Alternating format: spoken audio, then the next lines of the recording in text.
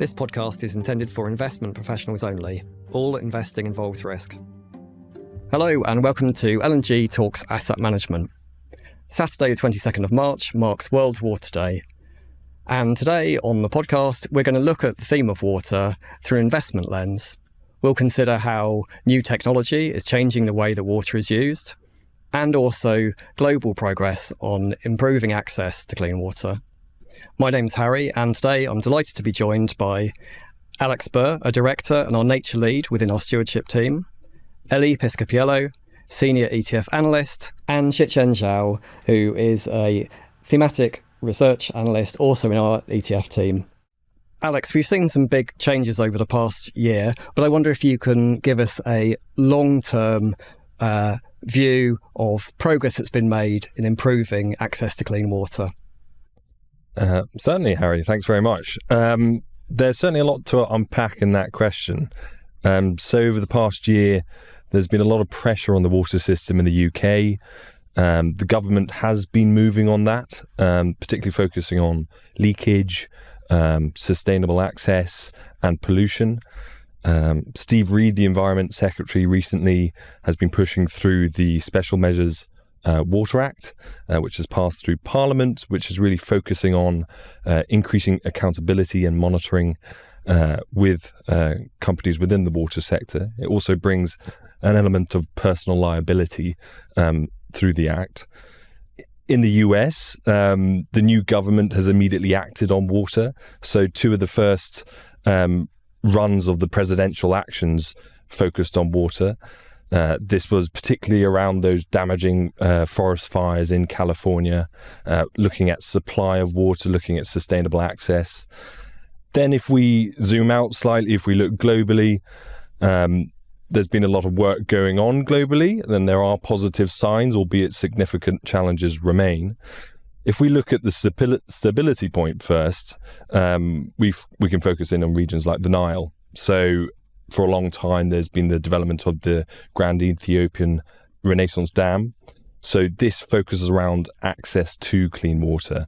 And there's been real disagreement and conflict between the Sudanese and the Ethiopians around having access, particularly from the Blue Nile, on agricultural irrigation. Yet there are positive signs. So last year, a water sharing agreement was signed between the majority of those countries bordering and included within the Nile. Notable absences were Egypt and Sudan. And indeed, in India and on the Mekong Delta, there's similar sort of tensions, but progress being made. When we look at the financial and economic risks, there's been significant process in analysing and understanding those risks.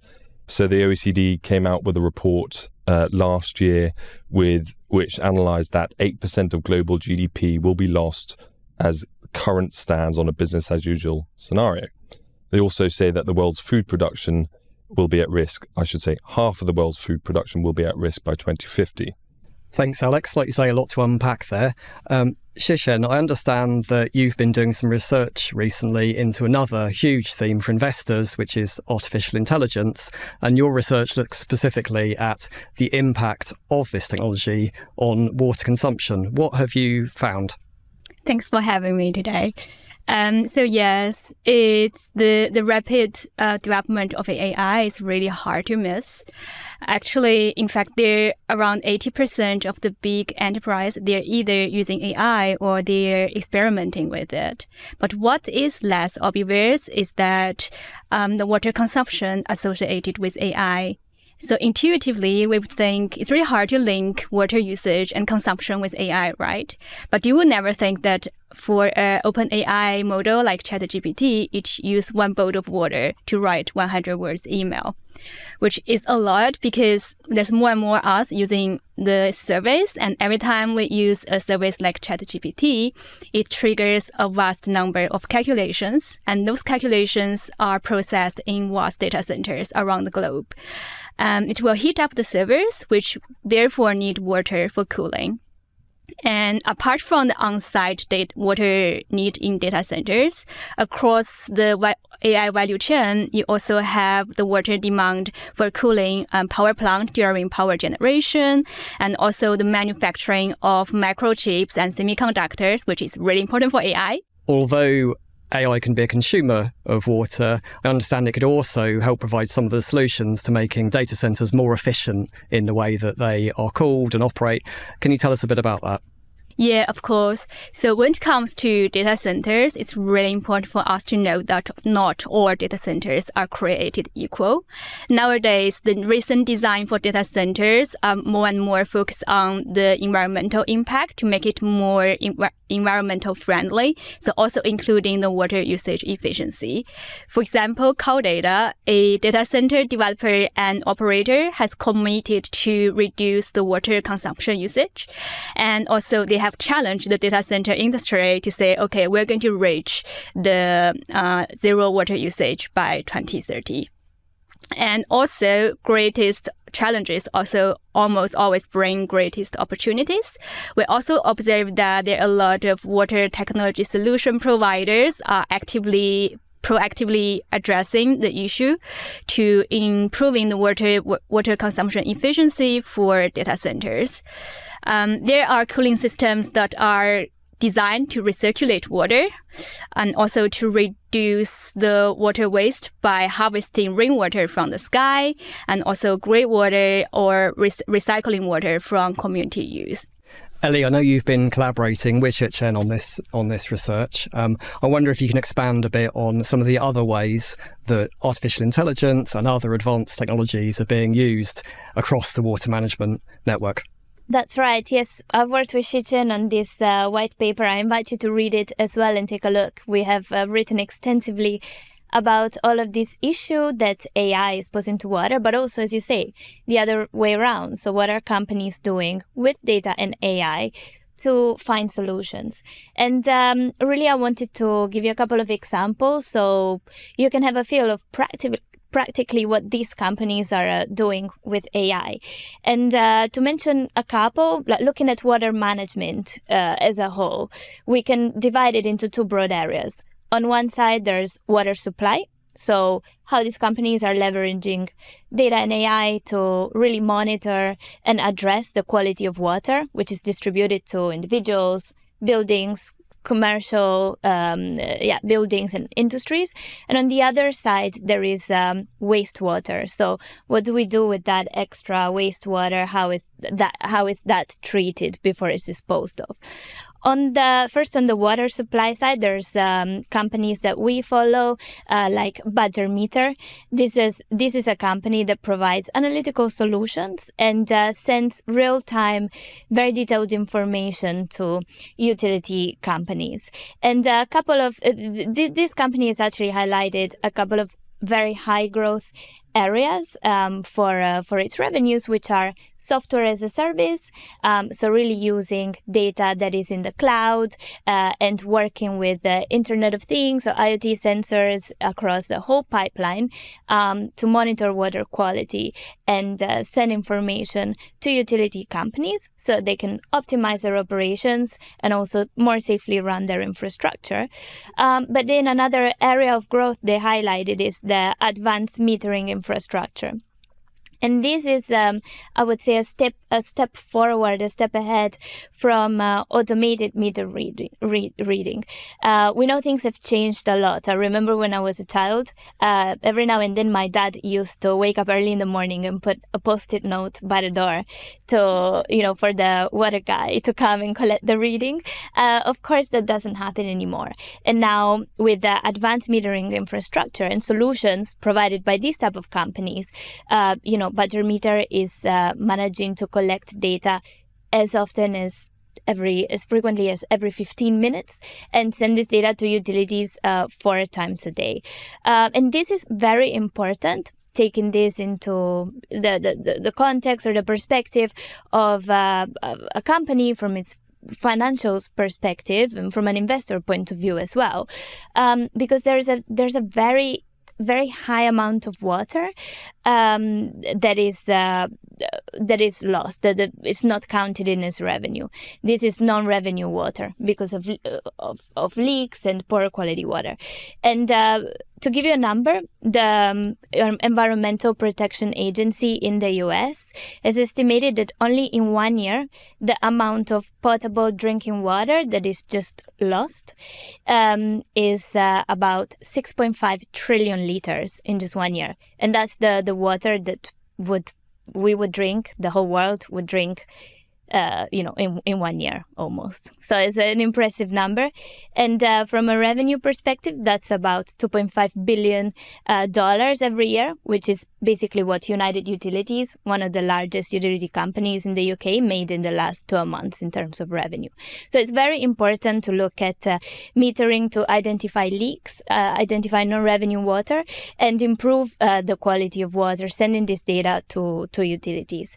So this was the first point about the supply.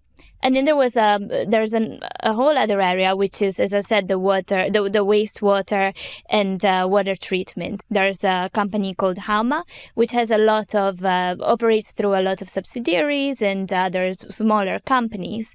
And one called Minicam actually deploys robots into pipelines to look at wastewater. So they monitor the amount of sludge water to identify any blockages early on that need to be fixed, so that utilities can identify this very early and make plan for changes. Thank you for the detail on the ways that technology is being used. I wonder if you can give us some forecasts around the projected growth of these different parts of the water management universe. Yes, so the water technology market is expected to grow at a compound annual rate of 32%. And looking at data from the European Patent Office, which gives us an indication of where research and development is going in, out of all water-related international patents, over 60% of them are for water technologies. So really, really, really important. And for looking at specific companies, again, what does this mean for investors and where do we see growth? You mentioned Ecolab already, Shichen, and actually they're planning to increase breakthrough innovation revenues to 50% of their total revenues. And this is revenues that comes from solutions for data centers or microelectronics manufacturing, and therefore ultra pure water. Ultra pure water, can you explain what that is for us? Yes, so it's very, very pure water. So it's water where all the contaminants are removed. There are different types of ultra pure water because it's used in many, many industries. So from pharmaceuticals, where it's used as an ingredient as well as cleaning agent. So it needs to be cleaned from microbes, viruses, or specific contaminants. But it's also used in industry, so for cleaning semiconductors, make sure the chips don't fail, and even in the for steam production in the energy sector. So there's companies that develop these solutions, such as Ecolab. And in terms of growth as well, Organo, moving on to Japan, we look at companies internationally, and their electronics are expected to increase double digit.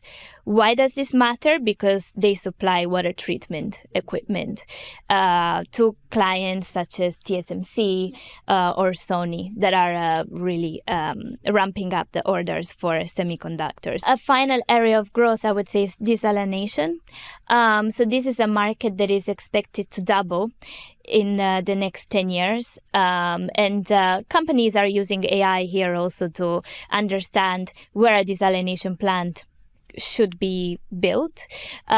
Once that's decided, what technology they should be using, membrane, as you said before, or thermal technologies, and then give info on the predictive maintenance. Well, Ellie, Shichen, and Alex, thanks so much for taking time to talk to me today. If you'd like to read Ellie and Shichen's white paper on all things water technology, check out L&G Blogs Asset Management, where you'll also find thought leadership from our stewardship team. And thank you for listening.